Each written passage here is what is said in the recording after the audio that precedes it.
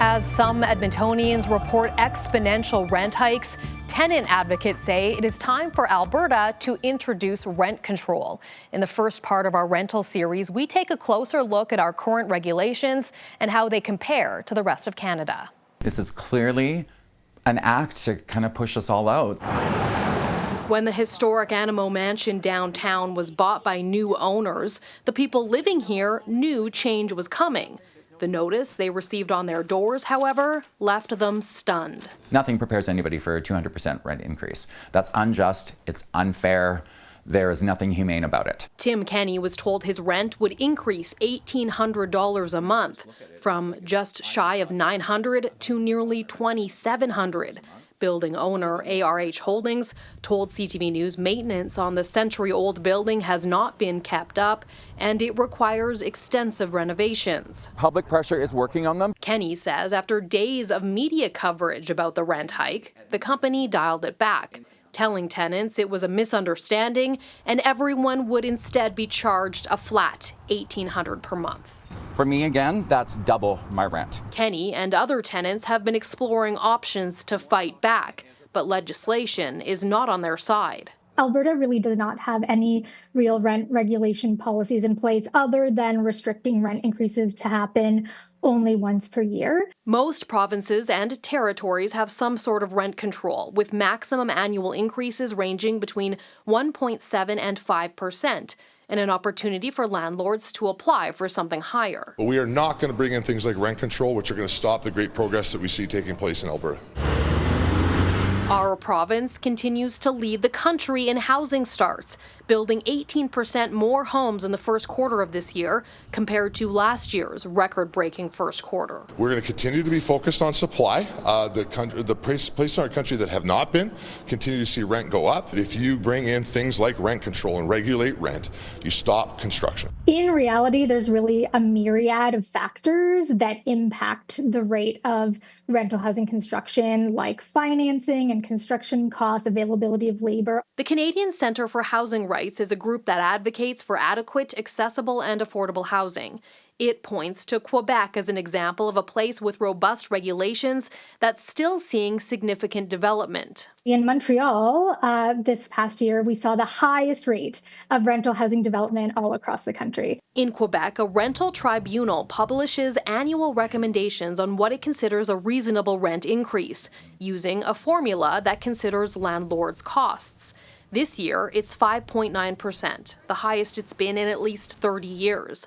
Landlords aren't bound by that number. It is meant to be used as a negotiating tool. If your rent goes up at a predictable rate that is in line with, your wage or whatever else, it means, people can plan better for the future. And also they have more disposable income, so they can spend that money in other places in the economy. While Alberta is still considered one of the most affordable places to live in the country, over the past 5 years, rents have been on the rise.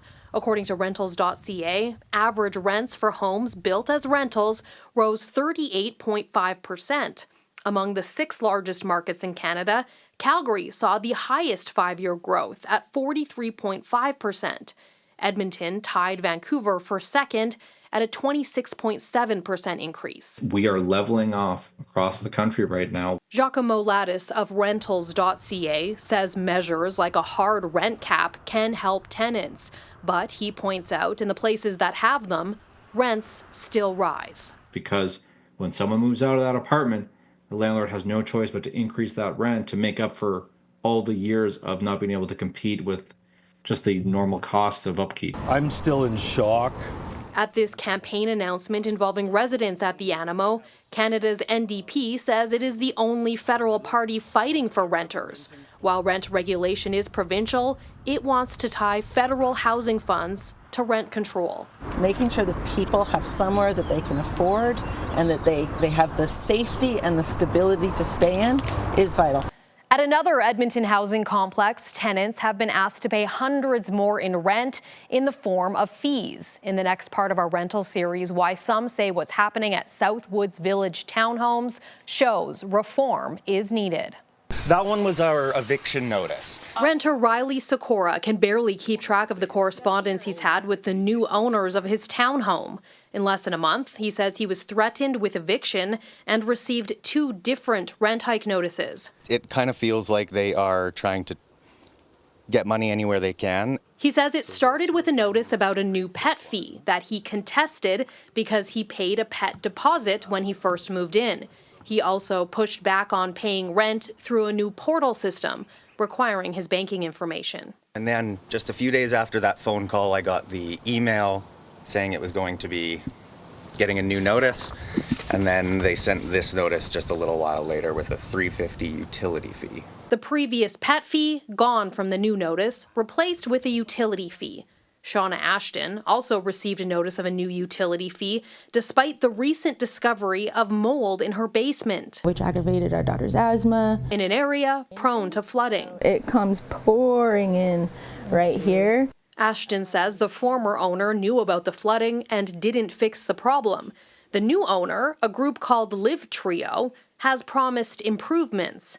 But until then, Ashton doesn't believe her family should be asked to pay more. That doesn't make sense to me, that you would front load these costs on the current residents as opposed to amortizing it over the next few years. It sucks because a lot of the people in here can barely afford where we're at now, let alone I'm getting a $400 increase. Some of my neighbors were getting $500 and more increases. Both Sikora and Ashton are on month-to-month agreements, meaning as long as they haven't seen a rent increase in the past year, the landlord can ask for one with 90 days' notice.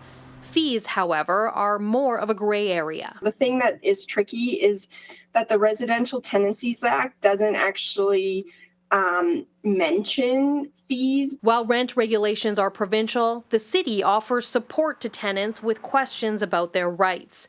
Caitlin Beaton says while there is no section about fees in the legislation, what's known as common law applies, which is essentially the precedent set by past court cases. So the landlord can determine, but fees also need to be considered reasonable and reflect the actual costs. Courts are informed by that if they need to interpret something in the legislation that isn't clear, but that's not obvious to people who aren't lawyers. Laura Buckingham is with the Alberta Law Reform Institute, a group that investigates Alberta laws and recommends changes if needed. It's in the middle of reviewing the Residential Tenancies Act. It's been about 20 years since the legislation was last reviewed. That was the last sort of top to bottom review of the act. Buckingham says while the group still has a long way to go, it's already identified many gaps. For example, she says the act doesn't discuss electronic payment, short-term rentals such as Airbnbs, or even what to do when dealing with more than one tenant. As well, she says there is no straightforward way to fight something like an unreasonable fee or rent increase. We routinely monitor all of our acts and we update them as required. The minister says an amendment was just made earlier this month about electronic communication. He advises anyone having issues with a landlord to take to the Residential Tenancy Dispute Resolution Service. It provides a low-cost way for tenants and landlords to settle disputes. Because that is the avenue of if they're being treated unfairly. In past cases, the quasi-judicial tribunal has found a landlord targeted a tenant with a rent increase that was essentially an economic eviction. But fighting a rent hike or fee isn't listed as options a tenant can bring to the service. It would really help to have some clear guidance in the legislation about how people can raise these kinds of issues. Ashton says several of her neighbors packed up and left right after receiving the rent hike notices. Because people didn't know what to do. She says the tight-knit community is being ripped apart. Live Trio did not respond to my requests for comment. To give renters more information about who owns properties and what condition those properties are in, the city has discussed creating a landlord registry. One Edmonton man is in support after dealing with a pest problem in his apartment. It was unimaginable. I kept waking up panicking, thinking they were in my bed. Months-old memories still etched into Dane Williams' mind. While living at Edmonton House, one of the city's tallest apartment buildings, he says a mouse problem suddenly reared its head. My partner at the time said, "There's an odor in the closet." And I'm like, okay. So I just opened the closet door and I was like, immediately, I had been around this before, especially in the oil and gas industry. I'm like, That's mouse pee. Then he says signs started showing up everywhere. A dishwasher leak revealed excrement underneath, and not long after, he found more droppings in different areas of his apartment. I pulled the fridge out and it was like a disaster back there. Like I was like, oh my God, like this is a full-blown infestation. He complained March 9th, but says no assistance was provided. 3 weeks later, he asked what was going on and was told they were trying to arrange an exterminator the following week. On April 10th, he sent an email stating he'd be moving out at the end of the month to find a healthier living environment. That's when the property manager, Kaylin, had come back at me with the lease agreement. You know, you can't get out of your lease until this date. He says an exterminator did come a few days later and left bait traps that attracted the rodents to his bedroom and behind his fridge. It was then that he decided he couldn't wait any longer to move. I was just blessed enough to be able to afford to leave. But I think of other people that, you know, like have major phobias and like there's children in this building. So like I expected more. I expected better treatment. Williams filed a claim with the Residential Tenancy Dispute Resolution Service. At a hearing in May, the quasi-judicial service found Leston breached the tenancy agreement and provincial regulations by causing significant disruption to the tenant and by failing to meet minimum health standards. Williams was awarded an abatement of 1 month's rent.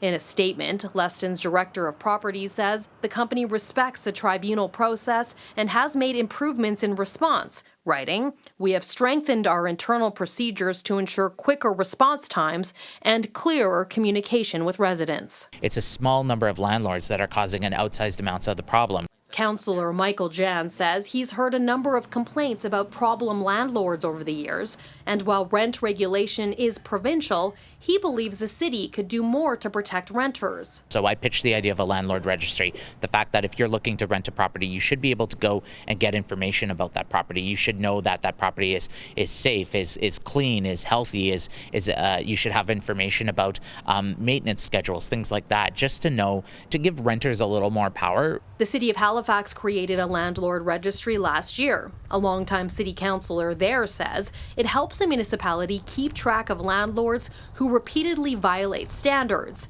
and guides proactive inspections. If we get 4 or 5 or 6 complaints about this one property or this landlord who owns several properties, let's look in the registry. How many do they own? And then we can proactively go and look at those other ones to, make sure that those who are renting accommodations are protected in that way and are in safe environments. Councillor Sean Cleary says the registry also requires landlords keep a maintenance plan.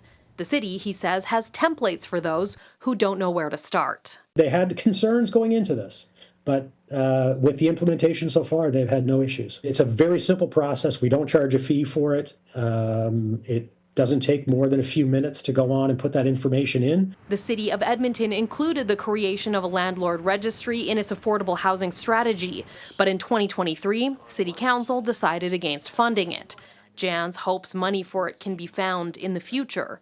Williams does too. People should have the right to know where they're about to spend their quiet peace and enjoyment and really get a full understanding of what they're stepping into.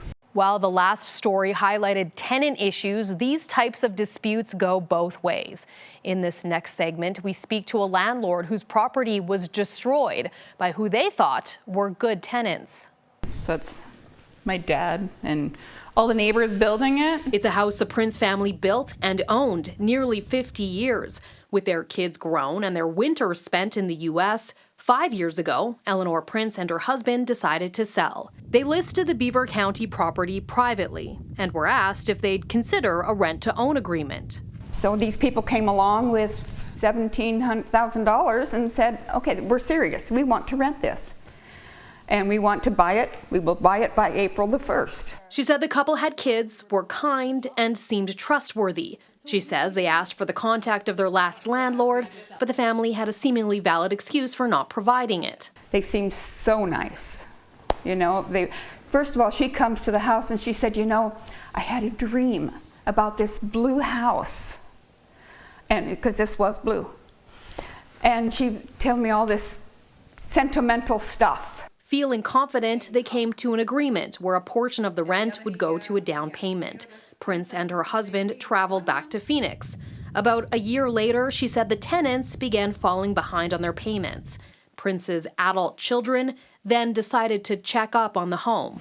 These floors are covered in dog poop. Besides stepping in poop when you came in, the smell would hit you. And it was like a mixture between the dog poo that was all over the floor and cat.